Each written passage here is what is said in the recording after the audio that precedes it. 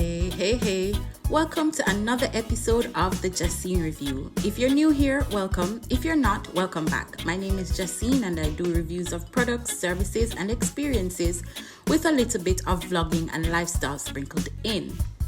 In today's episode, we're going to be making sea moss gel at home.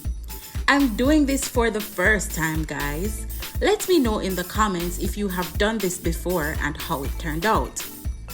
Before we get into this experiment together, please just go ahead and hit the subscribe button if you're not already a subscriber and press the notification bell to know when I do new uploads.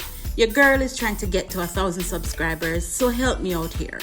Plus, it will also help me to be able to make more videos like this for you. Also, follow me on other social media platforms. It's at Justine D on Instagram, Twitter, and TikTok. Sea moss gel is a natural, nutrient-rich product derived from sea moss. It is high in minerals such as iodine, potassium, and calcium, and is a good source of hydration and hydrocolloids. It is often used as a thickening and stabilizing agent in food, cosmetics, and medicine. To cook with sea moss, you first need to wash it and then soak it in cold water for a full day. You'll know your sea moss is ready to use when it has doubled in size and become a white and gelatinous consistency. I bought dried sea moss from a local vendor here in Jamaica.